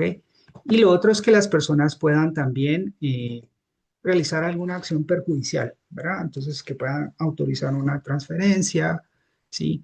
Hacer un envío de dinero, etcétera, etcétera. Y vamos a ver los distintos mecanismos que a veces tienen que ver con, digamos, el uso, pero más adelante con alguna voz generada en IA falsa, ¿verdad? De algún ser querido, por ejemplo. Entonces, el envío automatizado, ¿verdad? Va a partir, o sea, el primer momento es la compra de listas masivas de envío, ¿verdad? Para envío. ¿Para envío cómo? Por correo electrónico o por mensajes de texto. Entonces, para ello, la automatización va a venir a través de los bots, que van a ser como programitas automatizados, ¿verdad? Y software que lo hacen automáticamente. Entonces, no tiene que estar una persona ahí o alguien en una granja enviando los mensajes, sino todo esto se hace automáticamente, ¿sí? Entonces, ahí es donde entra en primer momento la automatización. Entonces, las personas lo que van a hacer es dar clic a estos enlaces maliciosos y, como les decía, pueden robar la información, redireccionarlos a algún sitio web plagado digamos, enlaces de descarga o, o robo de información, o como también pueden eh, leer, digamos, el buscador que estemos utilizando y a veces nosotros guardamos nuestras contraseñas en el buscador ¿verdad? Esa no es una buena práctica, ¿verdad? Entonces, si lo hacen, ya no lo hagan, porque pueden acceder a su buscador, ¿verdad? Entonces, podernos direccionar a sitios web falsos, ¿verdad? Que vamos a ingresar nuestros datos o descargar archivos ejecutables. Entonces, estos a veces vienen como, son scripts para macros, entonces se ejecutan automáticamente, descargan el software y pueden eh, requerir como acciones adicionales posteriores, ¿verdad? Entonces, el envío automatizado va a permitir llegar a más personas de forma más rápida, fácil, eficiente y en distintos lugares, ¿verdad? Ok.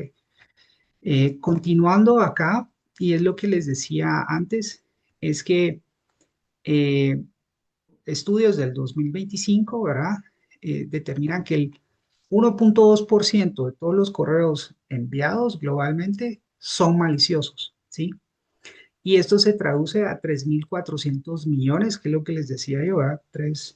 Era mucho más.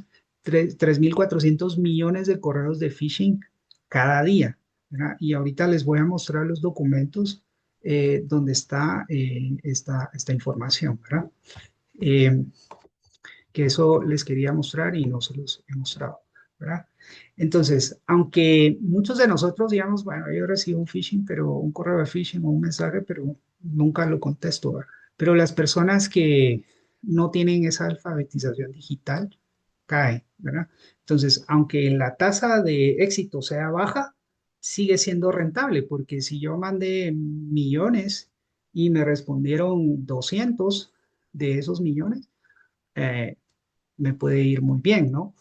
Con bajo esfuerzo y sigue siendo algo rentable, ¿verdad? Algo que, que me motiva o es básicamente es lo que propicia y permite que estos cibercriminales continúen haciendo lo que hacen, ¿verdad? Entonces les quiero, que lo tenía planificado antes, pero no se los mostré, que les quiero mostrar de dónde estoy partiendo para toda esta información que les estoy presentando en- y que ustedes la tienen dentro de su carpeta del curso, ¿verdad? Entonces, empecemos. Este documento, ustedes ya lo tienen, ustedes leyeron la última parte que tenía que ver con la generación de material sintético, ¿verdad? De material de abuso eh, sexual de menores, ¿verdad? Entonces, este documento, publicado en septiembre del 2025, lo que he hecho es eh, un análisis y síntesis de este documento, ¿verdad? Que es lo que ustedes encuentran en las presentaciones y les voy a mostrar un documentito adicional que les elaboré para que ustedes tengan como la síntesis de este documento. Este es el primero, ¿verdad? No es el único. El segundo, que como les digo, está en su carpeta, es este otro, ¿sí? Y este es sobre, los dos tienen el énfasis en Asia del Este porque ahí es donde se ha dado mucho de esto, ¿verdad? Y tiene que ver con lo que hemos hablado de la infraestructura digital y cómo es de que hay muchos más usuarios, ¿verdad? Millones de personas conectadas. Entonces, este sí habla un poquito más sobre temas de lo que les decía, la banca clandestina, ¿verdad? Y la innovación tecnológica que han tenido ahí. Este informe es del 2024, ¿sí? Entonces, es el otro documento del cual estoy partiendo para presentarles el contenido de hoy, ¿verdad? Eh, y de la siguiente sesión. Entonces, ese es el otro documentito. Y el tercero, que está por acá, pero este está en línea. Ahorita se los voy a mostrar. Y es del FBI, ¿sí? Y el FBI lo que hace regularmente son anuncios, ¿verdad? Alertas, más bien, perdón. No son anuncios, sino alertas de eventos que ellos consideran que el público en general necesita conocer, ¿verdad? Yo dentro de su carpeta del curso también se los incluí, pero les incluí una traducción de eso, ¿verdad? Entonces es este Public Service Announcement que hace y es como los criminales están utilizando inteligencia artificial generativa para facilitar el fraude, ¿sí? Este es uno. Y aparte hay otro, si quieren se los voy a poner en el chat, aunque la versión traducida está en su carpeta, se los puse en español. Ajá. Ahora, de los documentos que les acabo de mencionar, los dos documentos, esos sí están en inglés, pero como tienen a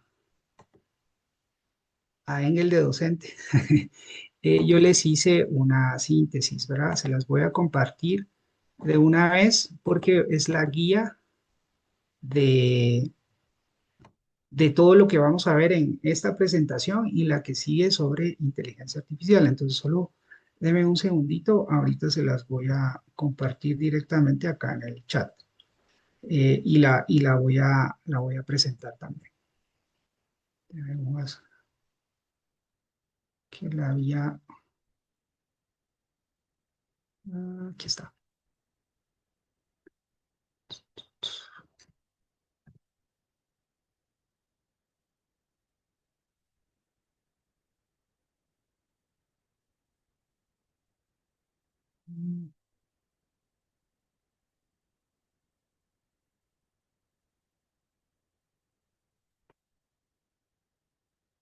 Aquí está. Ok, primero se las voy a pasar en el chat y se las voy a presentar. Ahí está. Entonces, yo ya había anticipado que no iba a ser muy conveniente tener toda esta información en inglés, entonces, qué mejor que de una vez hacer el esfuerzo de poderla compartir en español, ¿verdad? Entonces, creo que ahorita sí ya ven mi pantalla, ¿verdad? Eh, entonces, la primera parte es la automatización de los ciberdelitos, ¿sí? Entonces, envío automatizado y aquí está la descripción, ¿verdad? Aquí es donde voy ahorita en la diapositiva, de hecho, ¿sí? Y aquí están los documentos fuente que les acabo de comentar, ¿verdad? Este documento tiene 10 páginas, ¿verdad? El phishing como servicio, que es lo que vamos a ver ahorita, la distribución de software malicioso a escala, ¿sí? Las operaciones de redes de bots, el relleno de credenciales, que es lo que llaman el credential stuffing, ¿sí? Y el acceso automatizado es otro, la automatización del fraude en línea, ahí hay varios elementos que vale la pena que veamos.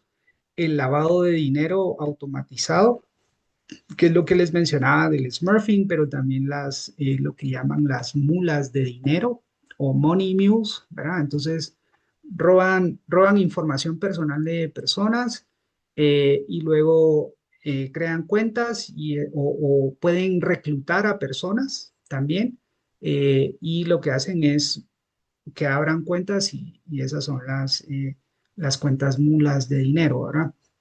Ok. Eh, luego está ya la parte que tiene que ver con el uso de inteligencia artificial para ciberdelitos.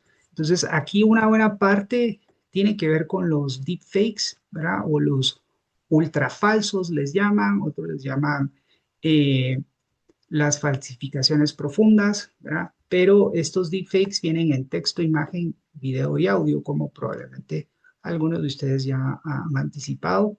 No sé si ustedes sabían, pero desde el año pasado se armó un pequeño relajo en Hollywood porque ahora ya hay una actriz de inteligencia artificial, ¿verdad? Que generó un gran revuelo con Whoopi Goldberg y otras actrices porque ya estaba con la agencia de reclutación. Vamos a hablar de eso después, ¿verdad? Y de lo que sería lo que llaman es una teoría casi de conspiración, pero cada vez se vuelve un poquito más real, la, el Internet muerto o el Dead Internet, ¿verdad? Pero es básicamente que cada vez más el contenido en la web va a ser generado por inteligencia artificial y como sabemos que funciona por algoritmos, cada vez el contenido real, ¿verdad? Por humanos va a ir siendo desplazado, ¿verdad? Es interesante eso. Bueno, el fraude, ¿cómo son usados los deepfakes para fraudes? La sextorsión, ¿sí? Y ahí les estoy poniendo también un documento de ONU Mujeres, ¿verdad? Que aborda todo el tema desde perspectiva de género y la sextorsión y cómo lo que hace la IA es amplificar esto, básicamente, ¿verdad? Ok, el grooming también, digamos, eh, como un adulto ahora sí fácilmente puede hacerse pasar por otro jovencito o jovencita, ¿verdad? Y facilitar eh, todo lo referente al grooming. El material de abuso sexual de menores, ya lo hemos visto, ¿verdad? Pero es otro, la desinformación con los deepfakes, también el Oxford, yo no sé si ustedes vieron la noticia, pero la palabra del 2025 fue rage bait, que sería básicamente como rage es furia, ¿verdad? Y bait es anzuelo, ¿verdad? Pero la furia del anzuelo, eh, de cómo se genera contenido digital solo para enfurecer o polarizar a las personas, ¿verdad? Y obviamente hay personas que se dedican a eso por sus convicciones, pero otras por monetizar, ¿verdad? Entonces, bueno, vamos a hablar de eso también. No quiero profundizar demasiado, porque esto lo vamos a ver, el fraude de identidad, fraude de identidad en redes sociales y la guía para el desarrollo de software malicioso, el ransomware, ¿verdad? Y la ingeniería social. Y ahí de último les puse una tablita que parte de los documentos, o sea, está en otro formato dentro de los documentos de la Oficina de Naciones Unidas, pero yo lo hice en una tabla para ver, digamos, la evolución y amenazas de la IA y el fraude cibernético, ¿verdad? Entonces, hice esa pausa para que ustedes, bueno, en primer lugar, tengan el documento y por otro, que va a estar disponible también en la plataforma, pero también para que sepan de dónde viene todo lo que les voy a estar compartiendo en esta sesión, ¿verdad? Y la siguiente. Eh, Ok, entonces ya es suficiente con eso. Creo que hay un comentario en el chat acá. Así dice, ya hay actores y actrices que han vendido los derechos de su voz y creo que también su imagen y la hayas encargado del resto. Sí, ya, por eso, ya en un futuro, no creo, yo no sé si la conocen, se llama Tilly Norwood. La verdad es que yo sí miraría una película de ella fácil, ¿verdad? Porque, eh, digamos, cómo diseñaron su personalidad es bastante llamativa, ¿verdad? Ok, entonces, regresando acá, estamos en la parte del envío automatizado, ¿verdad? De mensajes de phishing. eh, y de esos 3.400 millones de correos, ¿verdad? Entonces, yo les invito también que vean su bandeja de spam después de la sesión, si quieren, o durante, y me comentan cuántos de esos mensajes tienen por ahí. Ok, entonces, siguiendo, tenemos el phishing como servicio, ya les mencionaba en la presentación anterior. Entonces, básicamente, el uso de herramientas digitales, digamos que pueden incluir una generación automatizada de plantillas de correo electrónico que vienen preconfiguradas, ¿verdad? Entonces, mira, aquí está el kit, está para la venta en la dark web o en Telegram, etcétera. Lo compras y ya, ¿verdad? Entonces, es un servicio, ¿sí? Y lo que mencionaba antes es que son de bajo costo y con pocos requerimientos técnicos. Entonces es una gran ventaja para los cibercriminales, ¿verdad? Ok. Y también vale la pena acá hablar de algunos ejemplos concretos. Este lo mencionan en el primer documentito que les mostré de la Oficina de las Naciones Unidas. Entonces, en un momento se desarrolló este kit, ¿verdad? Que se llama 16 Shop, ¿ya? Que fue utilizado por más de 70.000 personas en 43 países, ¿sí? Entonces, lo que hacía era generar, digamos, instantáneamente eh, sitios web clonados. Entonces, uno especificaba como la marca, ¿verdad? Apple, yo quiero un sitio web que sea idéntico a PayPal o algo así, ¿verdad? Entonces, o de Temu, ¿verdad? Por ejemplo, ahorita que está muy de moda, porque nos están inundando de productos chinos, ¿verdad? Que no logran vender en Estados Unidos. Entonces, se generan esos sitios web y luego se envían masivamente, ¿sí? Entonces, ese es el kit, ¿sí? El kit es ambas cosas. Y esto llegó a más de 100, o sea, se crearon más de 150.000 dominios. Eso quiere decir de que, imagínense que enviaron, no sé, 100 correos cada uno, ¿verdad? O sea, llegaron a muchísimas personas más utilizando este kit, ¿verdad? Entonces, cuando reciban algo de una oferta, ¿verdad? Ya sabemos, hay que tener mucho cuidado y el costo oscilaba entre los 60 y los $150. Entonces, la inversión es baja y el uso relativamente fácil, ¿verdad? Eh, para este tipo de actividad. Y eso es lo que llamamos entonces el phishing como un servicio, ¿verdad? Ok, la distribución del software malicioso, pero ahora, como estamos hablando de la automatización, va a ser a escala. Y vamos a partir de lo anterior. Y lo anterior es de que tenemos la facilidad de enviar masivamente estos mensajes, ¿sí? Entonces, con ello también, mm, mm, digamos, no es solo que el phishing para que me den sus datos confidenciales, sino también para poder enviar o que descarguen software malicioso, ¿verdad? Dentro de eso.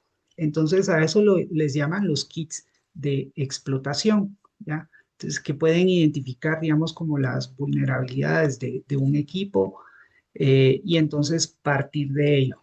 Y también están lo que le llaman los drive-by, como que si fuera un tiroteo, ¿verdad?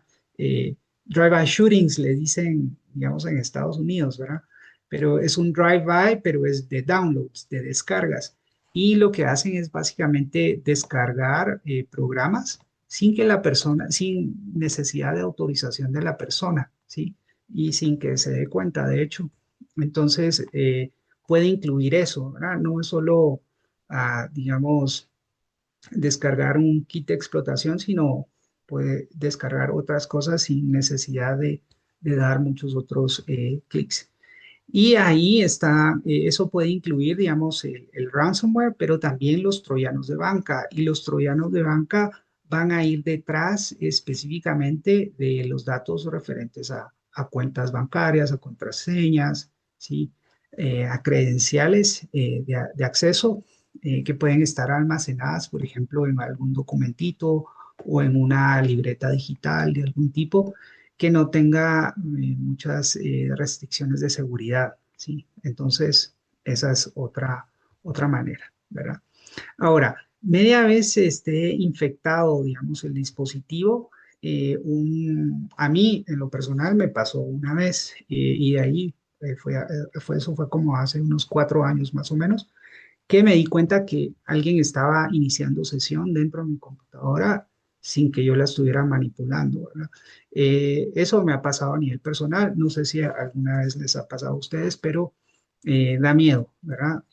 Entonces, ese es el tipo de acciones que pueden realizar dentro de sus computadoras media vez el software haya sido descargado, ¿verdad?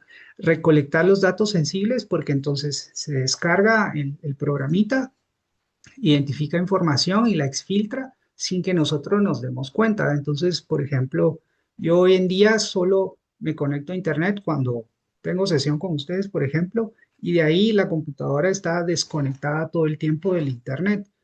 Digamos, no es recomendable que la computadora esté conectada todo el tiempo al Internet sin que nosotros estemos usando Internet. ¿Por qué? Porque eso da espacio a que se pueda estar filtrando información sin que nosotros nos demos cuenta, ¿verdad? Entonces son cuidados que uno tiene que tener, ¿verdad?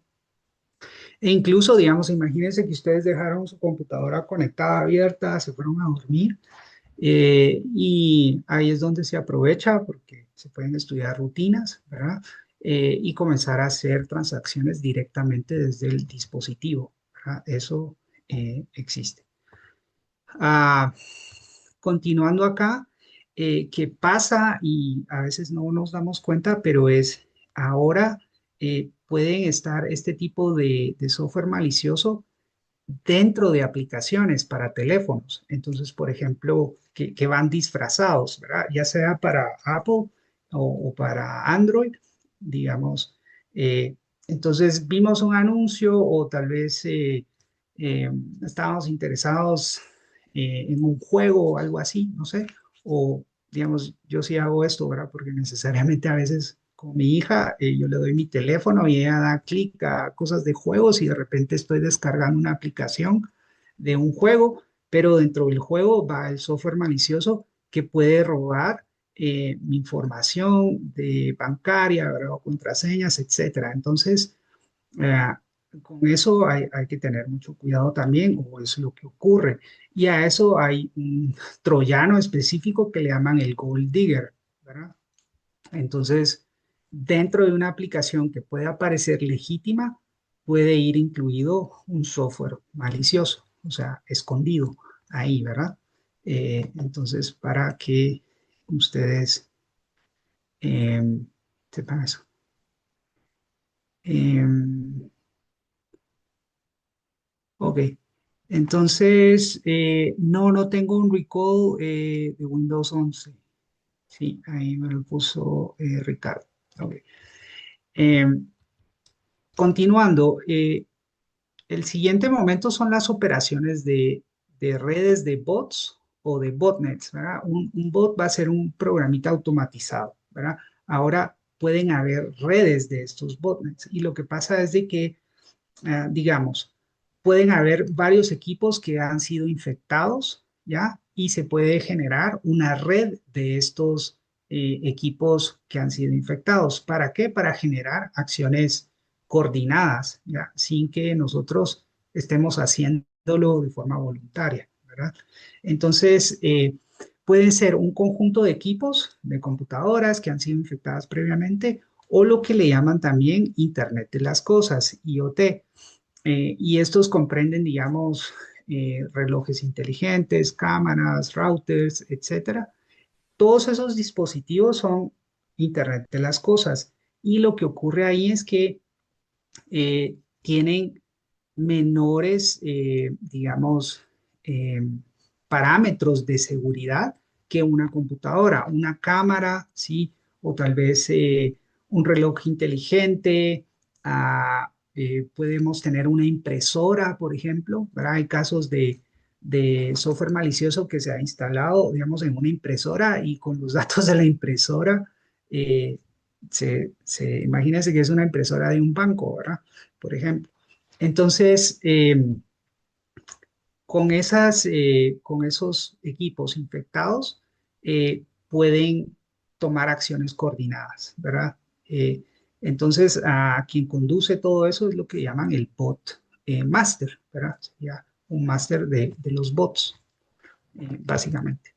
Ok, entonces, lo que va a ocurrir acá es que los bots actúan como multiplicadores, ¿verdad? Entonces, el bot master puede comandar remotamente a miles de máquinas comprometidas para realizar actividades específicas, ¿verdad? Entonces, una de ellas puede ser, digamos, inundar un sitio web con tráfico, ¿sí? Que sea de interés. Entonces, básicamente utiliza todos los equipos para hacer ese tipo de actividad. ¿Ya? ¿Por qué? Porque le conviene, digamos, saturar al sitio web y entonces aprovechar las vulnerabilidades del sitio web en ese momento. También para enviar correo masivo, spam, digamos, o no deseado, a través de distintos equipos. Eso se puede hacer a través de una red de bots. Entonces vemos que ya son procesos más automatizados, ¿verdad? El ataque de negación de servicio, que lo vimos en las sesiones pasadas, ¿verdad? tiene que ver con, digamos, hacer muchas solicitudes, digamos, desde distintos dispositivos, digamos, a través de unas redes de bot, y entonces saturamos a este sitio web, ¿verdad? Y nuevamente ahí es donde se hace vulnerable, ¿verdad? Y también utilizar los mismos botnets, ¿ya? Para propagar más software malicioso. Entonces es otra manera en que se pueden utilizar las redes de bots o los botnets, ¿sí? Luego está, y tal vez con esto voy a terminar, lo que llaman el relleno de credenciales o credential stuffing, ¿verdad? Y el acceso automatizado a cuentas. Entonces, en un relleno automatizado de credenciales, ¿ya? Lo que van a hacer es que si tienen información personal que fue robada o secuestrada, digamos, a través del software malicioso, pero de múltiples personas o compraron información en la dark web, etcétera, lo que van a hacer es probar esas credenciales de forma automatizada en muchos sitios web, ¿sí? Entonces pueden ser de bancos, pueden ser de compra en línea, ¿sí? Y lo van a hacer de forma automatizada. Si alguien utiliza el mismo usuario y contraseña para todas sus cuentas, esa es la persona que más va a salir perdiendo, ¿no? Porque si usamos la misma usuario y contraseña para todo, porque nos da pereza crear distintas contraseñas, entonces probablemente si tienen acceso a eso, van a tener acceso a todas nuestras cuentas que tengamos registradas en distintos sitios web, sea para desde el correo electrónico al banco o bien a redes sociales, por ejemplo, ¿verdad? Eh, ok. Y para ello utilizan, lo que les decía, los bots, pero también cierto tipo de script que va a hacer esto de forma automatizada y masiva, digamos, ¿verdad? Probando miles de credenciales por minuto, básicamente. Ahora, los botnets también pueden ser utilizados para, digamos, evadir. Entonces, yo puedo hacer una acción criminal desde otro dispositivo que yo controlo, ¿sí?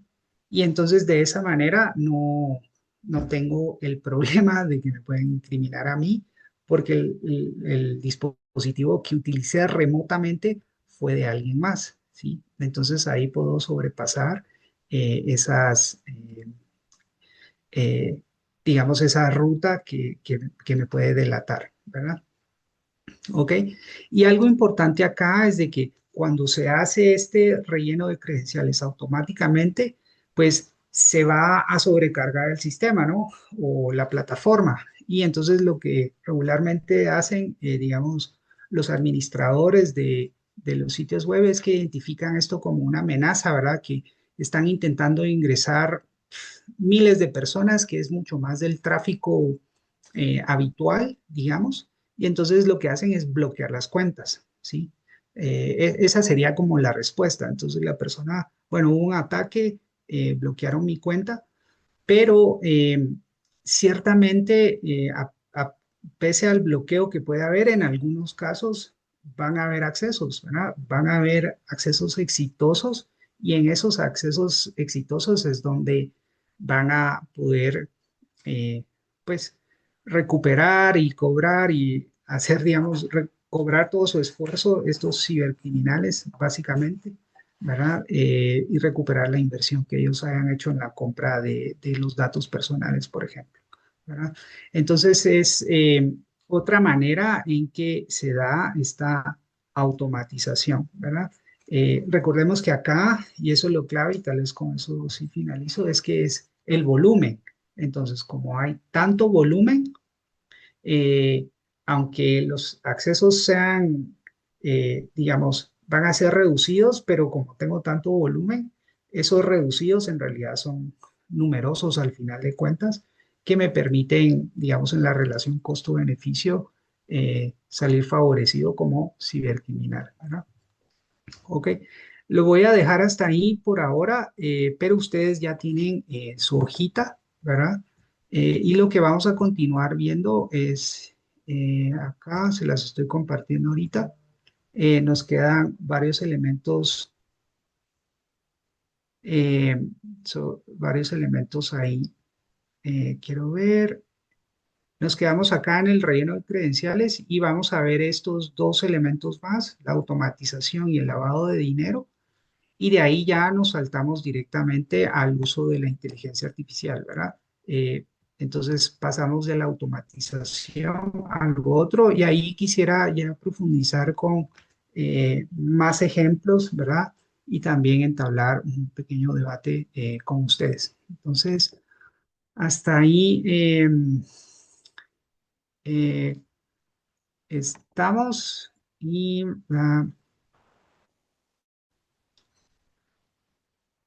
eh, la siguiente sesión les vamos a proporcionar. Entonces, aquí sí aprovecho para hacer algunas indicaciones. Lo primero es de que la próxima sesión les vamos a dar el enlace al examen, ¿verdad? Que el último examen, el examen 3 lo partimos en dos, ¿verdad? Entonces, para cubrir los temas de inteligencia artificial, ¿ok? Eso es. Y luego les vamos a dar las instrucciones para poder empezar ya con su policy brief, ¿verdad? Que va a ser un documentito breve, ¿verdad? Que deben entregar de todos los insumos. Ustedes van a elegir un tema que quieren profundizar y dar algunas recomendaciones de política, ¿verdad?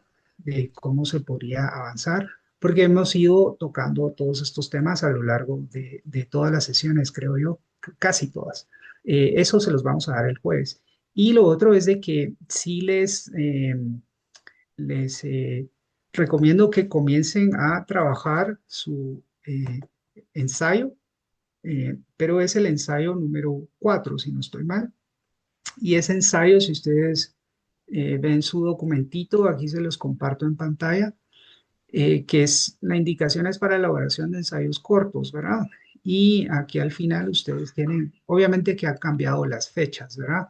Las hemos ido acomodando, pero el próximo ensayo, ensayito corto, es sobre un análisis comparado entre la política sobre inteligencia artificial de Estados Unidos y la Unión Europea. Hoy ya hablamos de eso, ahí van a tener la presentación para que ustedes puedan inspirarse, ¿verdad? Pero yo les recomiendo que vayan profundizando más, ¿verdad? Y puedan, digamos, focalizarse en algunos aspectos tal vez que les llama más la atención y de poder ir haciendo esas comparaciones que se esperan, ¿verdad? Entonces, eso sería. Amanda está ajustando las fechas de entrega para este ensayo y el que sigue, ¿verdad? Que este tema lo vamos a ver la siguiente sesión. Entonces, eso sería básicamente de mi parte. Engel, esto ya para cerrar, digamos, ya se subió ese material actualizado en la página web, Ok, perdón, perfecto. el Moodle. Perfecto, muchas gracias, Amanda, por eso. Muy bien, entonces, al menos eso es todo de mi parte. No sé si hay alguna duda o comentario. Han estado un poco callados esta sesión, pero yo espero que la próxima que profundicemos más, pues podamos tener un poco más de intercambio y participación. ¿Verdad? Súper, entonces mientras tanto les deseo feliz noche. Las presentaciones se las va a subir Amanda al portal, ¿verdad? Entonces ahí estaríamos. Que tengan una feliz noche y nos vemos el próximo jueves. Muchas gracias, feliz noche. Buenas Gracias, noches. feliz noche. Feliz noche a todos. Gracias. Noches. Buenas noches. Descansen. Gracias.